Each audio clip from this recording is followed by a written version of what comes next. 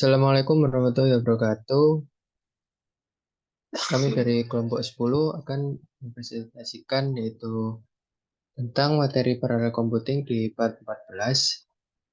Sebelumnya, perkenalkan anggota dari kelompok 10 yaitu yang pertama ada saya, Muhammad Saifuddin dengan NIM akhir 21, kemudian Fizandra Rizky dengan NIM akhir 24.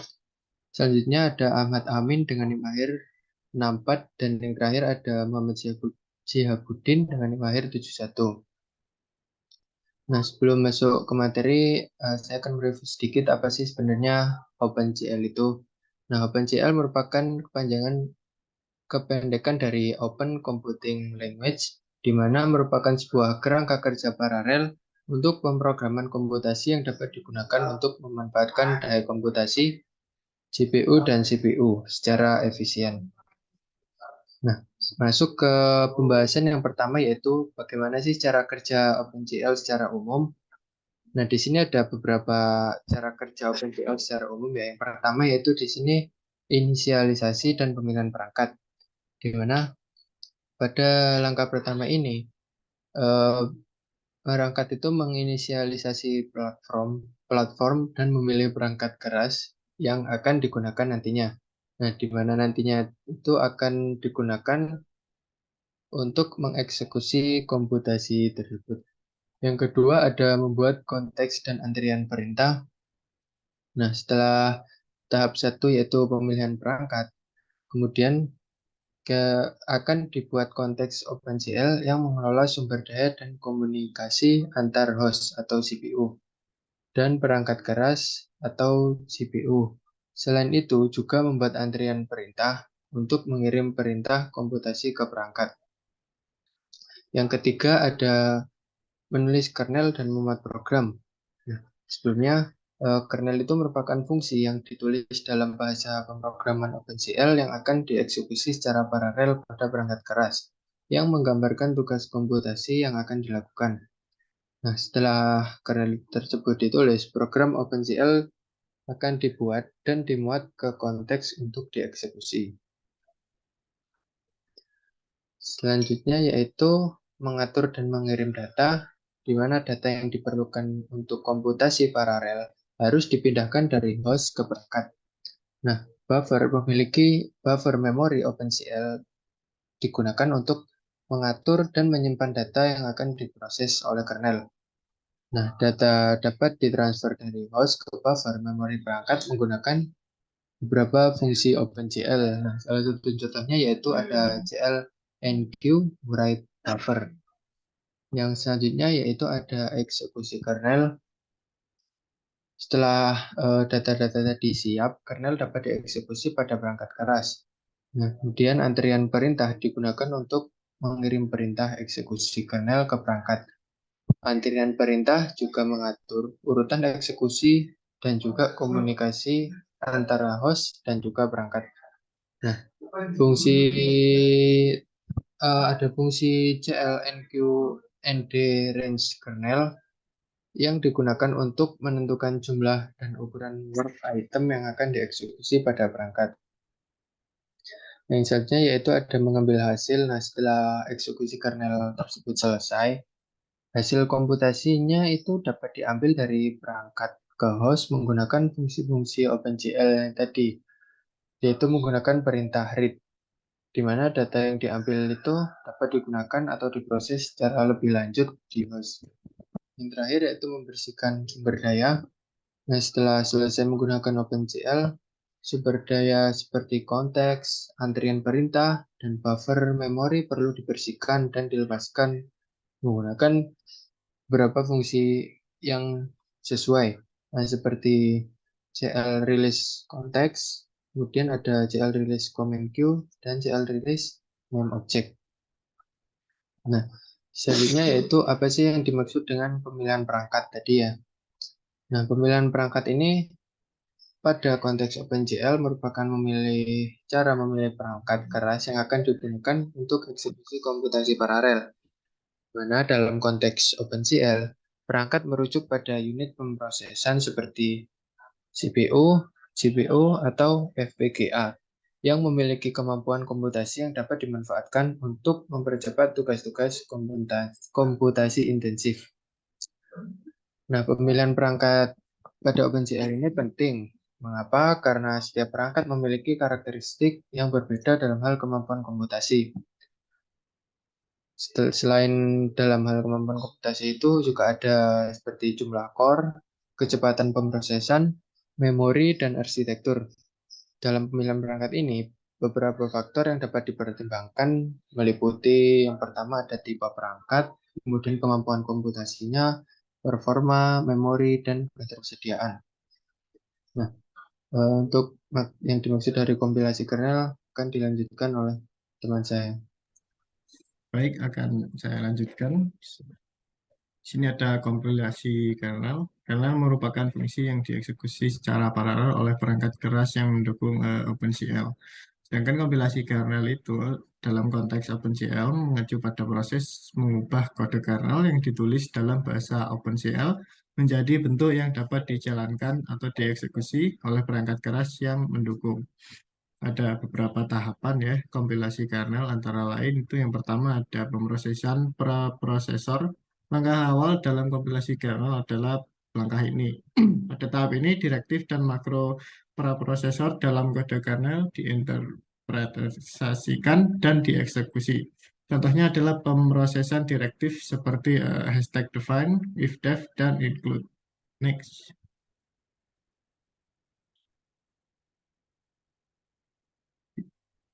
Oke, yang kedua ada analisis dan verifikasi. Kode kernel dianalisis oleh kompilator untuk memeriksa sintaksis yang benar, tipe data yang sesuai, dan penempatan variabel yang valid.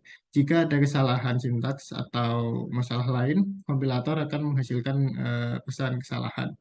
Lalu yang ketiga ada optimasi. Setelah analisis, kompilator itu melakukan serangkaian optimisasi pada kode kernel. Tujuannya adalah untuk meningkatkan kinerja kernel dan meminimalkan overhead eksekusi. Beberapa teknik ini yang umum dilakukan itu meliputi penggabungan perulangan, eliminasi variabel yang tidak perlu, dan pengoptimalan akses memori. Next. Lalu yang keempat di sini ada generasi kode. Setelah tahap optimisasi, kompilator akan menghasilkan kode yang spesifik untuk perangkat keras yang digunakan. Ini melibatkan menghasilkan instruksi-instruksi yang sesuai dengan arsitektur hardware, termasuk akses memori, perhitungan paralel, dan pengelolaan waktu. Lalu yang kelima ada linking. Pada tahap terakhir ini, kernel yang dikompilasi itu akan dihubungkan dengan program utama atau runtime OpenCL-nya. Proses linking ini mengintegrasikan kernel ke dalam konteks OpenCL dan mempersiapkannya untuk eksekusi pada perangkat keras yang dipilih. Next. Lalu di sini ada materi 4, apa yang dimaksud dengan buffer. Next. Nah, di sini ada definisi buffer.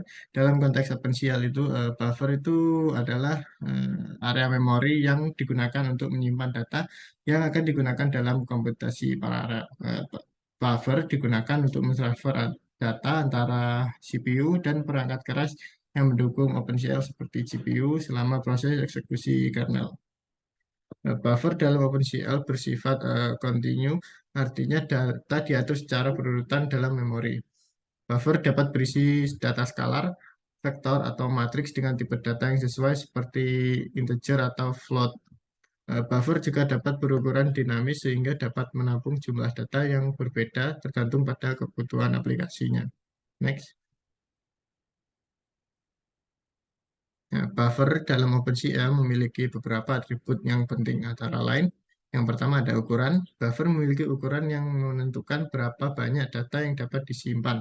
Ukuran buffer ditentukan dalam byte dan harus sesuai dengan kebutuhan data yang akan disimpan. Lalu yang kedua ada mode akses. Buffer memiliki mode akses yang mengatur bagaimana data dalam buffer dapat diakses oleh kernel. Ada tiga mode akses utama dalam OpenCL. Yang pertama ada read only, write only, dan yang terakhir ada read write. Lalu yang ketiga ada alur data. Buffer digunakan untuk mentransfer data antara CPU dan perangkat keras yang mendukung seperti GPU. Data dapat ditulis ke buffer dari host dan kemudian dibaca oleh kernel atau sebaliknya, data dapat ditulis oleh kernel ke buffer dan kemudian dibaca oleh host setelah eksekusi selesai. Next. Oke, untuk materi kelima, apa yang dimaksud dengan penjadwalan atau scheduling? Next. Penjadwalan eh, itu adalah proses pengaturan dan pengatur tugas atau pengerjaan komputasi di antara sumber daya komputasi yang tersedia. Tujuannya untuk mencapai penggunaan sumber daya yang efisien dan mengoptimalkan kinerja sistem paralel. Dalam komputasi paralel, penjadwalan melibatkan penentuan urutan eksekusi dari sejumlah tugas yang harus diselesaikan. Tugas ini bisa berupa tugas komputasi, pemrosesan data, atau algoritma tertentu. Next. Nah, di sini ada bagian dari penjadwalan, yaitu yang pertama ada sumber daya. Penjadwalan juga mempertimbangkan sumber daya yang tersedia seperti CPU, memori, jaringan, atau perangkat keras khusus lainnya. Penjadwalan harus memastikan bahwa sumber daya digunakan secara efisien dan adil di antara tugas-tugas yang ada. Lalu yang kedua ada strategi penjadwalan. Ada berbagai strategi penjadwalan termasuk penjadwalan berbasis waktu, berbasis prioritas, berbasis tugas, berbasis data, dan yang lainnya. Setiap strategi penjadwalan memiliki kelebihan dan keterbatasan tertentu dan dipilih berdasarkan kebutuhan sistem paralel. Next. Nah, di sini ada tipe penjadwalan itu ada dua. Yang pertama ada penjadwalan statis. Penjadwalan ini dilakukan sebelum waktu eksekusi dan tetap konsisten selama proses itu sedang berjalan. Penjadwalan ini sering digunakan dalam sistem paralel dengan jumlah sumber daya yang terbatas. Contoh metodenya adalah round robin, first come first serve, dan priority scheduling. Lalu yang kedua ada penjadwalan dinamis. Penjadwalan ini dilakukan secara real time selama waktu eksekusi itu sedang berlangsung. Penjadwalan ini mempertimbangkan dinamika sistem paralel seperti perubahan beban kerja atau ketersediaan sumber daya yang ada. Contohnya, load balancing, critical path scheduling, dan genetic algorithms. Next. Lalu di sini yang terakhir ada kriteria dalam penjadwalan. Yang pertama ada efisiensi. Nah, penjadwalan harus memaksimalkan penggunaan sumber daya dan mengurangi waktu eksekusi. Yang kedua ada keadilan. Penjadwalan harus menyediakan alokasi sumber daya yang adil pada setiap tugas atau pekerjaan. Yang ketiga ada ketergantungan. Penjadwalan mengelola ketergantungan antara tugas atau pekerjaan yang harus dieksekusi secara berurutan. Yang keempat dan terakhir ada responsif. Penjadwalan harus memberikan penjadwalan yang cepat dan responsif dalam menghadapi perubahan dinamika dalam sistem. Nah, next.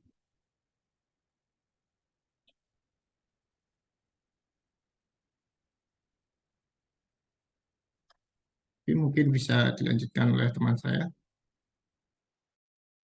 Kemudian lanjut yang keenam, apa yang dimaksud dengan sinkronisasi? Yaitu sinkronisasi adalah teknik untuk memastikan bahwa perintah-perintah OpenCL dieksekusi secara teratur dan dalam urutan yang diinginkan. Perintah-perintah tersebut dieksekusi secara asinkron. Sinkronisasi diperlukan untuk menghindari kesalahan dan memastikan konsistensi data. Jadi sinkronisasi ini berfungsi agar tidak terjadinya race condition, data race atau deadlock saat beberapa thread atau proses berbagi sumber daya bersama seperti variabel, buffer, atau perangkat keras. Kemudian next.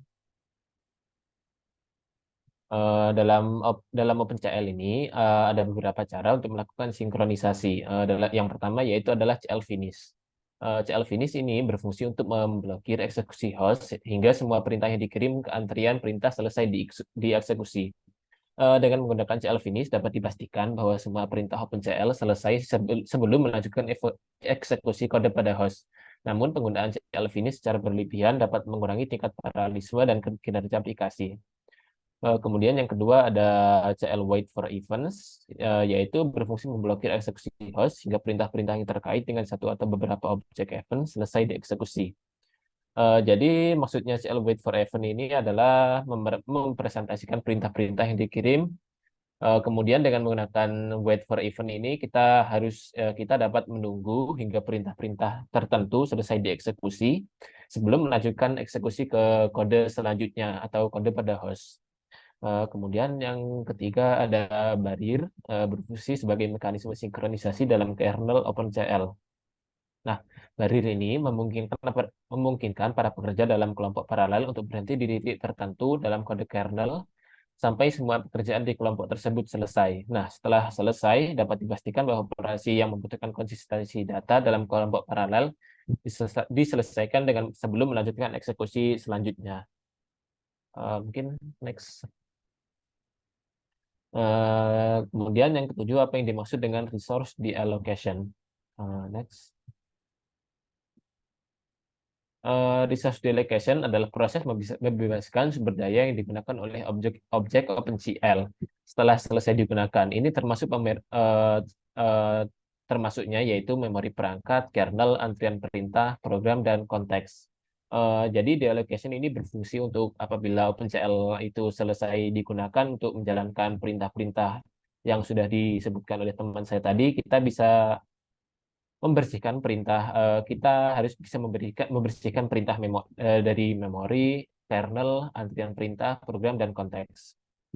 Nah, mungkin next slide. Kemudian untuk deallocation ini ada beberapa contoh objek pada OpenCL, yaitu yang pertama yaitu memori perangkat dengan menggunakan fungsi CL release mem object. Fungsi ini berfungsi untuk membersihkan memori perangkat yang dialokasikan melalui fungsi CL create buffer atau CL create IMAC. Kemudian yang kedua ada kernel, yaitu dengan perintahnya yaitu CL release kernel, yaitu berfungsi untuk setelah menjalankan kernel dengan menggunakan fungsi CLNQ dan ND range kernel yang dibuat menggunakan CL create kernel harus didealokasi menggunakan fungsi CL release kernel ini.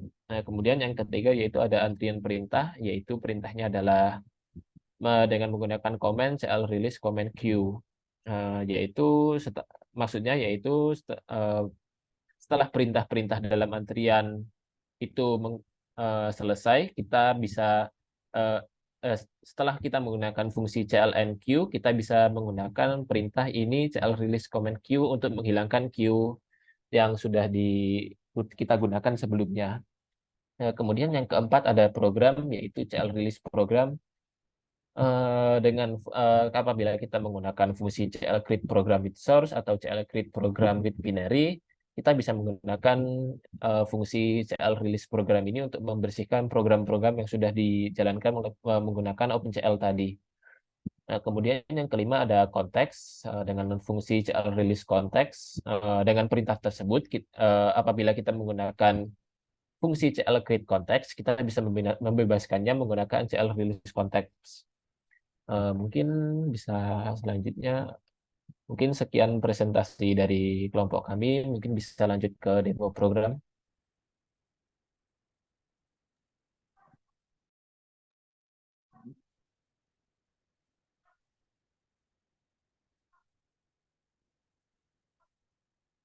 Ya, baik, di sini untuk implementasi dari OpenCL ini, OpenCL, yaitu yang pertama kita ini membutuhkan dua file berbeda, yaitu saya membuatnya itu dengan Python, yang aslinya itu dengan C, bahasa C, tapi saya lebih ke memilih menggunakan Python. Nah, di sini ini kode untuk menjalankan programnya. Yang kemudian ini, yang kedua ini, yaitu detailnya itu untuk menambahkan dua vektornya itu nanti. Nah, baik, saya jelaskan dulu yang menjalankan programnya. Yang pertama yaitu OpenCL, apa namanya? Ini program untuk yang menjalankan apa kodenya, yaitu yang pertama ini itu kita harus menginput library terlebih dahulu, yaitu python.opencl. Nah, kemudian yaitu sampai untuk arraynya. Nah, kemudian kita lakukan inisialisasi data, yaitu ini apa namanya? Yang pertama itu input A, input B itu sebagai sebagai inisialisasi dengan nilai-nilainya itu yang diurut berturut-turut dari 0 hingga array min size 1. Nah, kemudian yaitu apa namanya? Untuk outputnya nanti itu diinisialisasi sebagai diinisialisasi sebagai array kosong dengan ukuran yang sama dengan input A. Nah, kemudian ini sebagai untuk memilih platform dan perangkat OpenCL yang pertama itu. Nah, kemudian buffer OpenCL-nya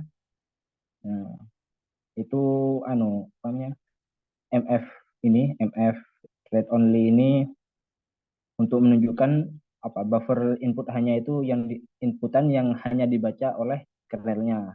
Nah, kemudian yang yang write only ini untuk menunjukkan bahwa buffernya itu punya hanya ditulis oleh kernel. Nah, kemudian yang mf.copy host ptr ini untuk menyalin data dari host ke buffernya. Nah, kemudian ini membaca source code kernel OpenCL-nya itu.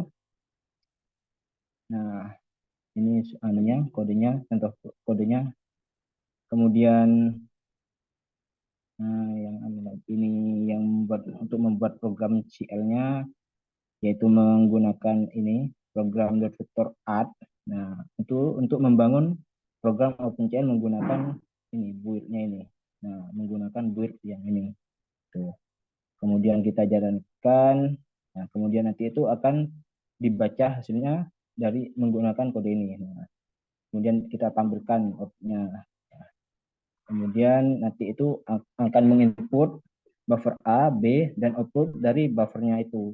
Nah, untuk yang selanjutnya yaitu dari yang dari vektor add-nya ini, .cl-nya ini kodenya untuk menjumlahkan dua vektor.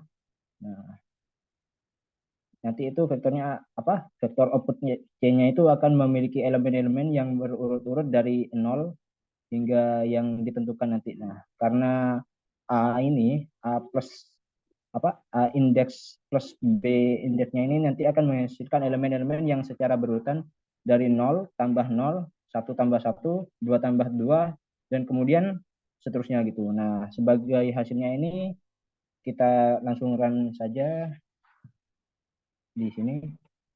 Nah, maka nanti hasilnya, hasil penjumlahan dari dua vektor ini yaitu 0, 2, 4, dan seterusnya sampai 2046.